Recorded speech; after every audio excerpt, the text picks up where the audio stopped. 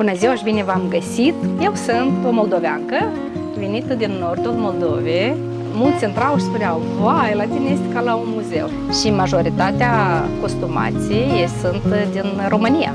Vă mulțumesc că ați ajuns în muzeul la Bunei. Păi eu am venit în Norvegia după soțul meu, care era deja aici stabilit. Da, lucram stilist în domeniul frumuseței. Am ales familia. Îmi place foarte mult natura aici. Bună, Aurelia! Mulțumim că ne-ai invitat la tine să putem să admirăm muzeul pe care tu l-ai creat aici. Ne poți spune în câteva cuvinte cine ești tu, Aurelia, și cum ai avut tu ideea asta de a crea un mic univers moldovenesc aici în inima Norvegiei? Bună ziua și bine v-am găsit, portalul românesc în Norvegia. Vă mulțumesc în primul rând că mi-ați acceptat invitația. Am avut plăcerea să vă am astăzi alături de mine și de prietenii mei. Eu sunt o moldoveancă, venită din nordul Moldovei, venită cu 10 ani în Norvegia, venită la soțul meu, care de părere de rău nu mai este printre noi, dar el a lăsat în urma lui o mică amintire, o amintire a muzeului. Datorită lui, a venit ideea de a forma acest muzeu, de a crea ceva frumos. Ideea a venit în perioada când el era bolnav, venind mai multă lume în familia noastră să-l viziteze. Mulți intrau și spuneau, vai, la tine este ca la un muzeu. Și aici a venit și ideea de a crea, în amintirea lui și a strămoșilor noștri, ceva frumos și deosebit. Am avut o căsnicie de 30 de ani împreună și am numit locșorul acesta, aș zice eu, un mic rai al nostru, la Bunei. De ce la Bunei? A venit ideea că aveam timpul ăla nepoței. Și nepoței strigau, la Bunei. Și de ce a venit și ideea? Emblema care am ales-o este copacul de stejar, care stejarul. Și noi suntem soțul lui cu familia Dub. Și în traducere s-ar numi stejar. Și de ce așa a venit și ideea că adică este familiar să-i copacul familiei. Da, singa familie. Și ca să-i pot îl avea în memorie și ceva faci pentru el, asta am organizat acest muzeu. Deci tu ai strâns sau încă mai strângi tot felul de obiecte lucrate manual din regiunea Moldovei. Da, dar nu numai din Moldova, dar și din România și din Norvegia, adică am lucrări adunate și din Norvegia și majoritatea costumații sunt din România. Având o dragoste aparte pentru România, pentru frații noștri români. Și vă poftesc!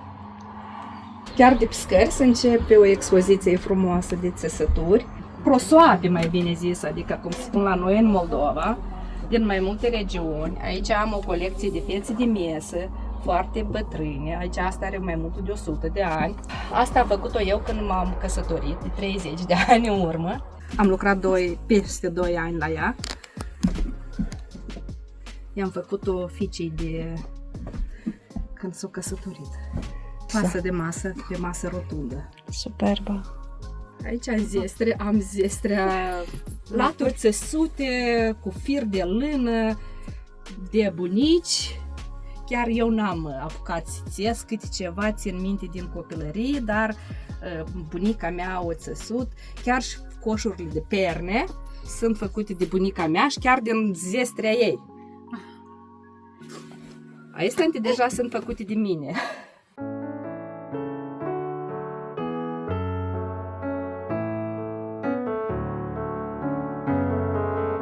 Am și niște lucrări chiar de ea donate pentru muzeu.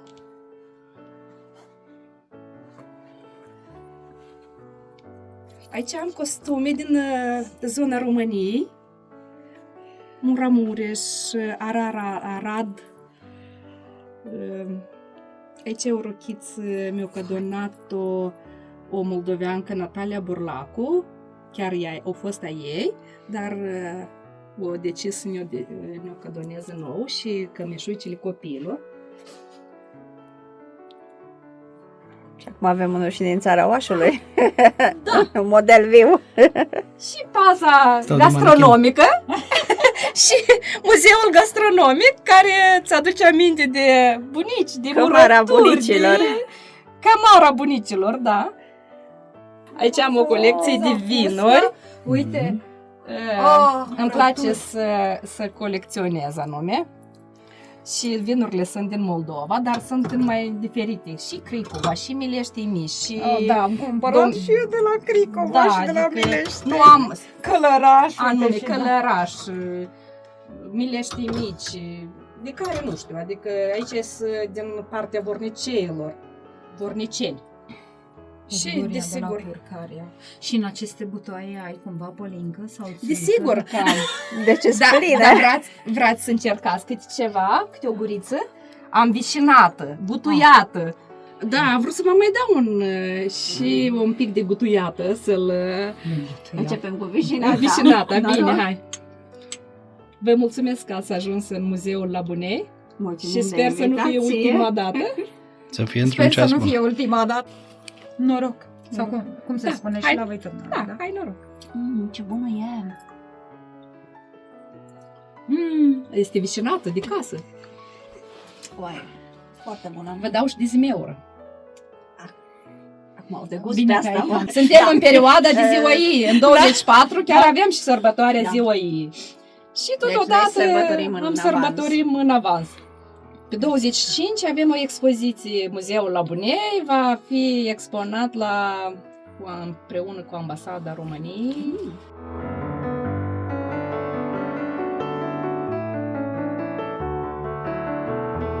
1957. Sunt păstrate de mămică, dar sunt a bunicii. Mhm. Asta este cămeșuica ei, a mea, de copil. Eu în ea am trecut școala. Că înainte nu se făcea mai măricele ca să avem pe câțiva ani. Și acum am întrebat-o pe mama, mame, da, aveam și eu. Da, iese, dragul mame, ia să mi-o dai, ca să fie în expoziția mea. Aici am un costum, mai mult de 100 de ani are. Cred că și este cartea de vizită a mea, va fi cu timpul. Are mai mult de 100 de ani. Bluza, uite-te ce broderie. Are mai mult de 100 de ani. Este de o moldoveancă, dăruit pentru muzeu, Victoria Berg, dar și ea l-a moștenit de la cineva. Este o lucrare superbă.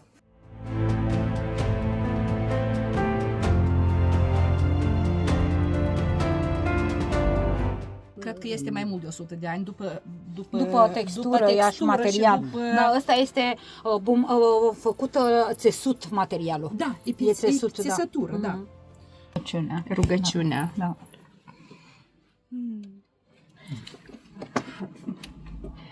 Vedeți? Trebuie să o vedeți. Sunt niște lucrări, nu știu, eu sunt impresionată până la lacrimi câteodată de toată munca care a fost depusă în acestea. Aici am alpinegru, dar e superbă. Uite-te. Păi zici că e fotografie Partea e sau grafică. este litografie, da? Asta chiar e Super. ieșită din comun așa un pic. Am 10 lucrări lucrate. Este O să iau așa. Este una mai frumoasă ca alta, adică fiecare. Ideea mea că erau toate grămadă și nu știam cum să le arăt la lume. Și de ce a venit ideea că adică ar fi bine Să le pui pe panou. pe panou. Da. Și am o expoziție întreagă, am 10 tablouri. Superbe. Dar sunt lucrări nu numai de bunica, de mine, de mama, dar sunt și adunate.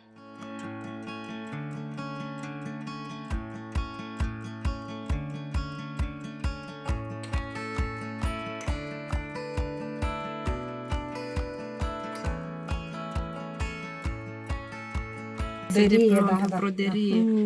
Este Cearșafuri de pat care erau Da. înainte. Am primit zeste de la bunica mea tot așa cu cearșaf cu broderie. mămica mea le trimite încetul din Moldova tot, o mai rămas ceva, mai trimite ceva. Cum ai ajuns tu în Norvegia, de fapt? Păi eu am venit în Norvegia după soțul meu, care era deja aici stabilit. De câți ani ai venit tu? Eu în curând voi face 10 ani. Între acești 10 ani, cred eu că am reușit multe. Păi, noi am văzut, ai reușit foarte multe. O casă superbă, o grădină superbă, un muzeu superb și o familie foarte frumoasă. Între acești toți ani am încercat să mă dezvolt, să adun cunoștințe noi, să cresc la alt nivel și sper că am reușit. Ce lucrai tu în Moldova înainte de a veni în Norvegia? Da, lucram stilist în domeniul frumuseței. Oi. Am lucrat 20 de ani în acest domeniu. Am avut și acolo o valoare, o creștere, aș zice eu, enorm frumoasă. Clienți frumoși. Dar, păi, am decis să vin să fiu alături de familie. Am ales familia. Și aici, în Norvegia, ce ai făcut mai exact? Primii ani am lucrat în domeniul gastronomiei. Am lucrat într-un restaurant, Heringskojen restaurant, din centrul Oslului, din Majorstuen, în centrul parcului care se află Vigeland Parken, până a cumpăra căsuța din regiunea aceasta. Apoi am trecut la altă parte a vieții. Am lucrat într-o companie care se dezvolta pe mai mult RTB. Lucra în aeroportul principal din Norvegia, aeroportul din Oslo, la momentul dat. Apoi am devenit lider de echipă. Cum ți s-a părut viața aici, în Norvegia, comparativ cu viața pe care ai lăsat-o în urmă în Moldova? Păi este o viață fără stres, este o viață stabilă, care îți poate da un viitor mai bun, la care poți pretinzi la un viitor mai bun. Pentru mine a fost siguranța aici și enorm de frumoasă. Cum ți se par oamenii aici, în Norvegia? Să luăm pe bază oamenilor din anume norvegienii, sunt niște oameni destul de reci, dar atâta timp cât tu nu ești în contact cu ei. Deja dacă ai încăpătat încrederea, devin foarte apropiați și chiar poți să te bazezi pe ei. Ce ține de lumea venită de moldoveni, români, cred eu că sunt foarte deschiși pentru comunicare, au plăcerea să țină discuții, le dor de casă și de aia și avem mulți vizitatori la muzeu. Spun că aici se simt ca acasă. Eu am fost printre femeile anului, da, nu am fost, a fost aleasă doamna din Germania, Iulia, prima femeie anului, dar am intrat în cele 11 femei din diasporă, femeie anului. Am fost invitată la Paris, unde a fost o seară dedicată anume femeilor. În ultimii ani am avut mai multe activități cu ambasada românească împreună. Am participat la ziua ei anul trecut, unde am fost la prezentarea costumelor tradiționale. Apoi am fost la ziua Mărțișorului în Suedia cu muzeul nostru. Anul acesta avem în Staverne muzeul Nedrum. Pe 25 până pe 27 va fi expus o expoziție extraordinară de frumoasă, așa că vă așteptăm pe toți doritorii să ne vizitați din 25 până în 27, unde va fi expoziția muzeului, dar iarăși în colaborare cu Ambasada României. Ce altceva ai putea să ne povestești tu despre tine și despre viața ta în Norvegia? Ce aș povesti cel mai mult? Îmi place foarte mult natura aici. Cred că pe ani ce trece mă îndrăgostesc tot mai mult în această țară. Deja am venit și cetățeana acestei țări. Felicitări! Da, vă mulțumesc că sunt cetățeanca Norvegiei, chiar și cu acte în regulă, cu pașaportul la mână. Pe ani ce trece, această țară îmi devine tot mai aproape de inimă. Deci să înțeleg că integrarea ta aici a fost până la urmă una de succes. Una de succes, da. Adică nu la toți le poate plăcea această țară, că este o țară rece, care noi știm, dar cumva mie mi s-a pus pe suflet această țară și pe ani ce trece mă îndrăgostesc tot mai mult în ea. Și când merg în țară, în propria mea țară, măcar că mă doare sufletul foarte mult, vreau acasă, vreau aici, pe loc. Care e cea mai mare diferență pe care o vezi tu între Norvegia și Moldova, acum, de exemplu? Diferența este foarte mare. La capitolul, dacă aș vorbi de crime, de siguranță publică, nu cred că ne trebuie sute de ani să ajungem pe ei la acest capitol, la siguranță. Și, desigur, și siguranța în viitor. Pentru noi contează foarte mult, cetățeni, această valoare. Stabilitatea. Ce planuri ai pe viitor în legătură cu muzeul pe care îl ai aici acasă la tine? Este o întrebare ceea ce mă doare cel mai mult la moment, fiindcă nu ne ajunge spațiu să expunem tot ceea ce avem la vedere. Desigur, suntem în căutarea unui loc mai spațios. Și am apelat cu câteva proiecte la ambasada, desigur, a Moldovei din Suedia. Am apelat la ambasada României din Oslo și sperăm cu ajutorul lor să putem obține o încăpere mai mare, mai spațioasă, pentru a expune toate exponatele la un muzeu mai decent. Acasă nu este suficient spațiu și, desigur, vreau ca toate obiectele, toate cele adunate să fie vizitate de câți mai mulți moldoveni, copii, români și norvegieni, desigur că dacă se poate, și la un nivel mai mare. Tu de unde îți procuri obiectele care fac parte din muzeul tău? De unde le-ai procurat până acum? Majoritatea obiectelor sunt adunate din familia mea. Sunt adunate de la bunica, mama, care sunt, apoi mai vin câțiva donatori a muzeului, care vin doamna Maria din Moldova, Natalia care este stabilită în Norvegia, Victoria Ber, care este stabilită în Norvegia, Eudochia este stabilită în Norvegia. Ele vin cu mai multe lucrări, deja am găsit ceva la mine acasă. Eu vreau ca ele să devină o parte a muzeului tău. Și este o plăcere deosebită de a le aduna și de a le pune alături de celelalte obiecte adunate. Cred că este o muncă destul de grea să ai grijă de toate obiectele astea, să le speli, pentru mine este o plăcere de a face acest lucru. Eu nu simt încă oboseala, dar este plăcere. Noi îți urăm mult succes în continuare cu muzeul tău. Dacă cineva are lucruri frumoase pe care consideră că ar fi bine să le poată dona muzeului tău, noi cu drag le primim și le așteptăm la noi în muzeu.